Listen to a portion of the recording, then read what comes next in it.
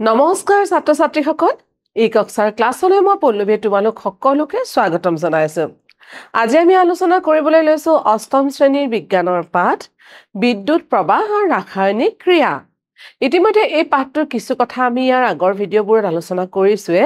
আমি আলোচনা কৰি আছিলো পাঠটোত থকা অনুশীলনীৰ প্ৰশ্নবোৰ আহা আমি ইয়াৰ পিছৰ অংশতে আলোচনা কৰো আজি আমি আলোচনা কৰিম ইয়াতে 7 নম্বৰ প্ৰশ্নটো দিয়া আছে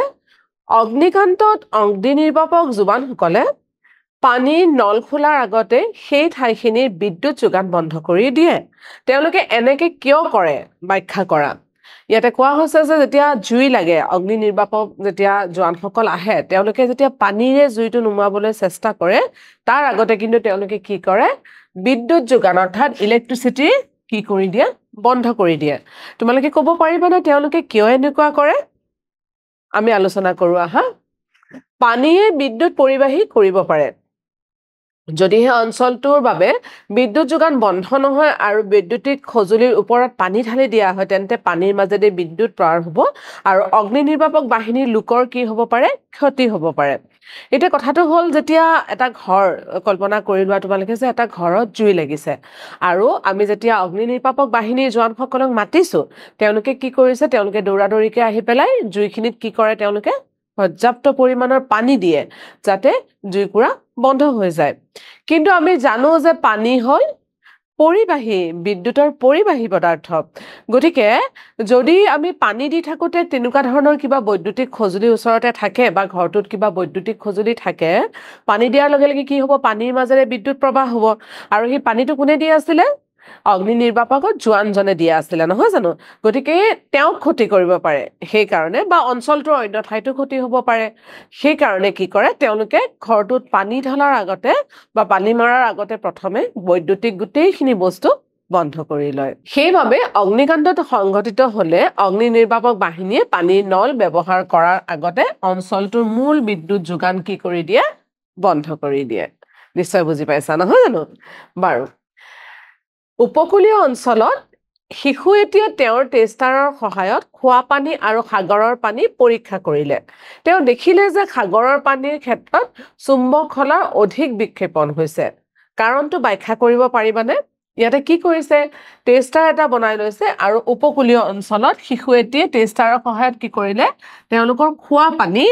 আৰু সাগৰৰ পানী এই দুটা পানীৰ মাজত তেওঁলোকে টেষ্টাৰডাল বহুৱাই পেলাই চালে বিদ্যুৎ প্ৰবাহ হয় নে নাই আৰু যেতিয়া টেষ্টাৰটো বহুৱাই পেলাই চালে যেতিয়া কি দেখিলে যে সাগৰৰ পানীত যেতিয়া টেষ্টাৰডাল বহুৱাই দিয়া হয় তেতিয়া চুম্বক খলাটোৰ বিক্ষেপণটো কি হয় বেছি হয় অৰ্থাৎ কি হয় বিদ্যুৎ প্ৰবাহ বেছি হৈছে এতিয়া আমি জানিব বিচাৰিছো যে খোৱা পানীতকৈ সাগৰৰ পানীত বিদ্যুৎ প্ৰবাহটো কিয় বেছি হৈছে আমি আলোচনা কৰো আহা সাগৰৰ পানীত খোৱা পানীতকৈ অধিক দ্ৰৱীভূত নিমখ থাকে নিমখটো ক'ত বেছি থাকে সাগৰীয় পানীত থাকে নহয় জানো সেয়েহে খোৱা পানীতকৈ ই অধিক কি হৈ যায় পৰিবাহী হৈ যায় এই যে অধিক নিমখ থাকে সেই কাৰণে খোৱা পানীতকৈ সাগৰীয় পানীটো কি হৈ যায় অধিক পৰিবাহী হৈ যায় আৰু এইবোৰ কাৰণতে কম্পাছৰ বেজি খোৱা পানীতকৈ সাগৰৰ পানীত বেছিকে কি হয় বিচ্যুতি হোৱাটো আমি দেখা পাওঁ নিশ্চয় বুজি পাইছা নহয় জানো বাৰু আগবাঢ়িছো পিছৰটোলে ধাৰাসাৰ বৰষুণৰ সময়ত বিজুলী মিস্ত্ৰী এজনে যাক আমি ইলেক্ট্ৰিচিয়ান বুলি কওঁ ঘৰৰ বাহিৰত বৈদ্যুতিক মেৰামতি কাম কৰাটো তেওঁৰ বাবে নিৰাপদ নে ব্যাখ্যা কৰা যদি খুব বেছি বৰষুণ আহি আছে ধাৰাসাৰ বৰষুণ আহি আছে তেতিয়া ইলেক্ট্ৰিচিয়ানজনে ঘৰৰ বাহিৰত গৈ যদি কিবা বৈদ্যুতিক বস্তু কাম সজুলি ঠিক কৰিব লগা হৈছে বা আমাৰ ঘৰৰ ইলেক্ট্ৰিফিকেশ্যনৰ কাম আছে যেটো ঠিক কৰিব লাগে হেতু তেওঁ কৰাটো আসলতে উচিত নে বা তেওঁৰ কাৰণে নিৰাপদ নে তুমি কি ভাবা বাৰু আমি আলোচনা কৰো আহা নহয় প্ৰচণ্ড বৰষুণৰ সময়ত বাহিৰত বৈদ্যুতিক খজলি মেৰামতি কৰাটো কি হয় কেতিয়াও নিৰাপদ হ'ব নোৱাৰে কাৰণ বৰষুণৰ পানীত দ্ৰৱীভূত নিমখ থাকে গতিকে বৰষুণৰ পানী বিদ্যুৎ পৰিবাহী কৰিব পাৰে বৰষুণৰ সময়ত বাহিৰত কাম কৰি থাকোতে বিজুলী মিস্ত্ৰীজনে বিদ্যুৎ স্পষ্ট হ'ব পাৰে তাৰমানে কি হ'ব পাৰে তেওঁ ইলেক্ট্ৰিক শ্বক লাগিব পাৰে কিহৰ কাৰণে তেওঁ যেতিয়া বিজুলী তাৰবোৰত কিবা কাম কৰি থাকিব আৰু বৰষুণৰ পানীটোত কি হৈ থাকে নিমখ থাকে অৰ্থাৎ বৰষুণৰ পানীটো কি হ'ব পৰিবাহী হ'ব পৰিবাহী হোৱাৰ লগে লগে তাতে যদি ইলেক্ট্ৰিচিয়ানজনে যদি কাম কৰি থাকোতে বিদ্যুৎ প্ৰবাহ হৈ যায় তেনেহলে তেওঁ কি হ'ব বিদ্যুৎ স্পষ্ট হ'ব অৰ্থাৎ তেওঁ ইলেক্ট্ৰিক শ্বক লাগিব পাৰে গতিকে এনেকুৱা সময়ত ধাৰাসাৰ বৰষুণৰ সময়ত বিজনী মিস্ত্ৰী এজনে ঘৰৰ বাহিৰত বৈদ্যুতিক মেৰামতিৰ কাম কৰাটো তেওঁৰ বাবে কেতিয়াও নিৰাপদ নহয় জানো বাৰু আগবাঢ়িছো পিছৰটোলে প্ৰহেলিকাই শুনিছিল যে বৰষুণৰ পানী পতিত পানীৰ নিচিনাই ভাল গতিকে তাই পৰিষ্কাৰ কাঁচৰ গ্লাছ এটাত অলপ বৰষুণৰ পানী সংগ্ৰহ কৰিলে আৰু টেষ্টাৰেৰে ইয়াক পৰীক্ষা কৰিলে তাই কম্পাছ খলাৰ বিক্ষেপণ দেখি বিস্ময় মানিলে কাৰণটো বা কাৰণবোৰ কি হ'ব পাৰে ইয়াতে কোৱা হৈছে যে বৰষুণৰ পানীটো একেবাৰে বিশুদ্ধ বুলি কোৱা হয় সেইকাৰণে তাক পাতিত পানী বুলিও কোৱা হয় কিন্তু ইয়াতে প্ৰহেলিকাই কি কৰিলে যে বৰষুণৰ পানী অকমান গ্লাছ এটাত সংগ্ৰহ কৰিলে আৰু বৰষুণৰ পানীখিনি বিশুদ্ধ পানী হয়নে নাই চাবৰ কাৰণে টেষ্টাৰডাল বৰষুণৰ পানীত ডুবাই দিলে কিন্তু প্ৰহেলিকাই কি দেখিলে প্ৰহেলিকাই দেখিলে যে কম্পাছ খলাডালে কি কৰিছে বিক্ষেপণ কৰিছে অৰ্থাৎ নিজৰ ঠাইৰ পৰা অকমান আঁতৰি গৈছে ইয়াৰ অৰ্থটো আমি কি বুজিম যে এই টেষ্টাৰডালৰ মাজত বিদ্যুৎ প্ৰবাহ হৈছে আৰু টেষ্টাৰডালৰ মাজত বিদ্যুৎ প্ৰবাহ হৈছে মানে পানীখিনি কি হ'ব লাগিব পৰিবাহী হ'ব লাগিব নহয় জানো তেনেহলে যদি বৰষুণৰ পানীটো পাতিতে পানী হয় তেনেহলে পৰিবাহী কেনেকৈ হ'ল আমি আলোচনা কৰো আহা বৰষুণৰ পানী পাতিত পানীৰ নিচিনাই ভাল যদিও ইয়াত বায়ুমণ্ডলত থকা গেছ অকমান মন কৰিবা বায়ুমণ্ডলত থকা গেছ আৰু বিভিন্ন অশুদ্ধি দ্ৰৱীভূত হৈ থাকে আৰু সেই কাৰণে কিছুমান পানী কি হৈ যায় আম্লিক হৈ যায় আম্লিক দ্ৰৱবোৰ বিদ্যুতৰ পৰিবাহী হয় গতিকে টেষ্টাৰেৰে পৰীক্ষা কৰি চালে প্ৰহেলিকাই টেষ্টাৰত কম্পাছ খলাৰ বিক্ষেপণটো দেখিব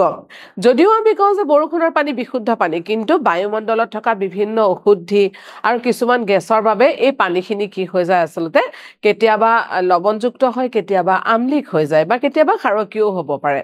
আৰু সেই কাৰণে এই পানীখিনি যেতিয়া বিদ্যুৎ প্ৰবাহ হৈছে আৰু আমাৰ যেডাল চুম্বক খলা আছে চুম্বক খলাডালত কি দেখুৱা হৈছে বিক্ষেপণ দেখুৱাইছে গতিকে তোমালোকে এতিয়া বুজি পালানে বৰষুণৰ পানীত কিয় বিক্ষেপণ দেখুৱালে ধন্যবাদ আগবাঢ়িছো আমি পিছৰখিনি ইয়াতে প্ৰশ্নটো চোৱা তোমাৰ চাৰিওফালে বিদ্যুৎ লেপন বিশিষ্ট বস্তুবোৰৰ এখন তালিকা প্ৰস্তুত কৰা তাৰ আগতে আমি আমাৰ ক্লাছটোত যেতিয়া পঢ়াইছিলো তোমালোকক বিদ্যুৎ লেপন কি আমি কৈছিলো নহয় জানো বিদ্যুৎ লেপন এনেকুৱা এটা ৰাসায়নিক প্ৰক্ৰিয়া যাৰ সহায়ত এটা ধাতুৰ ওপৰত আন এটা ধাতুৰ কি কৰিব পাৰি প্ৰলেপ দিব পাৰি আৰু আমি বিভিন্ন কাৰণত এনেকুৱা ধৰণে বিদ্যুৎ লেপন কৰোৱা হয় কামবোৰ কৰে গতিকে এতিয়া আমাক প্ৰশ্নটো দিছে যে আমাৰ চাৰিওকাষে থকা বস্তুবোৰৰ ভিতৰত বিদ্যুৎ লেপন ঘটোৱা কিবা কিবি পদাৰ্থৰ নামবোৰ বা বস্তুবোৰৰ নামৰ এখন তালিকা প্ৰস্তুত কৰিবলৈ দিছে বিদ্যুৎ লেপন বস্তুৰ উদাহৰণ তলত দিয়া হল প্ৰথমটো চোৱা গাড়ী বাছ আৰু মটৰ চাইকেলৰ বিভিন্ন অংশত ক্ৰমিয়াম প্লেটিং কৰি চিকচিকিয়া ৰূপ দিয়া হয় গাড়ী বাছ মটৰ চাইকেল এইবোৰত কি হয় যেটো আমাৰ ষ্টিল উলাই থাকে সেই ষ্টিলডালত কি হয় আচলতে ক্ৰমিয়ামৰ প্লেট দিয়া হয় প্লেটিং কৰা হয় ৰূপৰ অলংকাৰৰ ওপৰত সোণৰ মিহি তৰপ এটা জমা কৰা হয় আৰু সেইবোৰক সোণৰ অলংকাৰ বুলিও কোৱা হয় আমি বহুতো সাগে শুনিছো সোণ পানী চৰুৱা অলংকাৰ নহয় জানো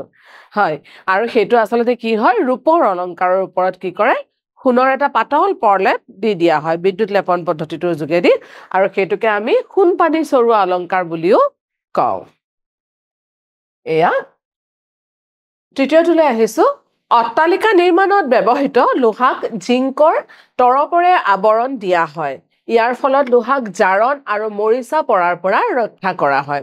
ইয়াতে কি কৈছে অট্টালিকাত যিবোৰ আমাৰ লোহা ব্যৱহাৰ হয় অট্টালিকা নিৰ্মাণ বা দলঙৰ নিৰ্মাণৰ সময়ত যেটো লোহা ব্যৱহাৰ কৰা হয় সেই লোহাটোৰ কি হয় জিংকৰ তৰপৰে আৱৰণ দিয়া হয় জিংকৰ তৰপৰে এটা আৱৰণ দিয়া হয় সেই লোহাটোক জিংকৰ তৰপেৰে এটা আৱৰণ দিয়া হয় ইয়াৰ ফলত কি হয় জাৰণ আৰু মৰিচা পৰাৰ পৰা ৰক্ষা কৰে মৰিচা অৰ্থাৎ যাক আমি মামৰে ধৰা বুলি কওঁ মামৰে ধৰা এই মামৰৰ পৰা জাৰণ ঘটে কেনেকৈ যেতিয়া লোহাটো আমি মুকলি অৱস্থাত থৈ দিওঁ তেতিয়া পানী বা জলীয় বাষ্পৰ প্ৰভাৱত লোহা টুকুৰাত বিক্ৰিয়া এটা হয় জাৰণ ঘটে আৰু মামৰৰ সৃষ্টি হয় আৰু যেতিয়া আমি এই ধৰণৰ লোহাবিলাকক জিংকৰ প্ৰলেপ এটা দি দিও তেতিয়া কিন্তু এই মামৰে ধৰাৰ পৰা ৰক্ষা পৰে আগবাঢ়িছো আমি পিছৰটোলে 12 নম্বৰ প্ৰশ্নটো চোৱা ক্ৰিয়াকলাপত তুমি দেখা প্ৰক্ৰিয়াটোৰে তাম শুদ্ধ কৰা হয় বিশুদ্ধ তামৰ মিহি পাত এখন আৰু অশুদ্ধিত তামৰ শকত দণ্ড এডাল তৰিত ধাৰাৰে ৰূপে লোৱা হয় অশুদ্ধ দণ্ডৰ মিহি পাতখনলৈ তাম স্থানান্তৰিত কৰিব খোজা হৈছে বেটাৰী ধনাত্মক মেৰু কোনডাল তৰিতদাৰ সংযোগ কৰা উচিত হ'ব আৰু কিয় ইয়াতে আমাক কি কৈছে যে তামৰ এডাল শকত দণ্ড লোৱা হৈছে তামৰ এখন পাতল পাত লোৱা হৈছে আৰু এই শকত দণ্ডডালৰ পৰা বিশুদ্ধ তাম পাতলে নিব লাগে এতিয়া আমি তৰিতদাৰত ধনাত্মক কোনডালত আমি ব্যৱহাৰ কৰিম ঋণাত্মক কোনডালত ব্যৱহাৰ কৰিম আমি চাই লৈছো বেটাৰীৰ ঋণাত্মক মেৰুৰ লগত কোনডাল হ'ব অশুদ্ধ তামৰ পাতখন সংযোগ কৰিব লাগিব অশুদ্ধ তামৰ যিখন পাত আছে সেইখন সংযোগ কৰিব লাগিব কাৰণ অশুদ্ধ তামৰ ঋণাত্মক তৰিতদাৰত বিশুদ্ধ তামৰ আয়ন কপাৰ সালফেটৰ দ্ৰৱৰ মাজেদি কপাৰ আয়ন হিচাপে আহি জমা হ'ব নিশ্চয় ধৰিব পাৰিছা চিত্ৰটো অকমান আমি চাই লম এয়া তামৰ পাত কপাৰ সালফেটৰ দ্ৰৱ এয়াও তামৰ পাত দিছে গতিকে তামৰ পাতত কি হ'ব বেটাৰীৰ ঋণাত্মক মেৰুতহে অশুদ্ধ তামৰ পাতখন সংযোগ কৰিব লাগিব কাৰণ অশুদ্ধ তামৰ ঋণাত্মক তৰিতদাৰত বিশুদ্ধ তামৰ আয়ন কপাৰ সালফেট দ্ৰৱৰ মাজেদি কপাৰ আয়ন হিচাপে আহি জমা হ'ব গতিকে প্ৰিয় ছাত্ৰ ছাত্ৰীসকল আমাৰ আজিৰ পাঠটো ইমানখিনিয়ে আছিলে আৰু আজি আমি যিখিনি আলোচনা কৰিলো মই আশা কৰিম তোমালোকে সুন্দৰকৈ বুজি পাইছা তথাপিও মই তোমালোকক অনুৰোধ কৰিম যে আজি আলোচনা কৰা কথাখিনি তোমালোকে নিজৰ টোকা বহীত সুন্দৰকৈ লিখি ৰাখিবা আৰু পঢ়িবা আমি আহি আছো আৰু এটা নতুন ভিডিঅ'লৈ তেতিয়ালৈ নমস্কাৰ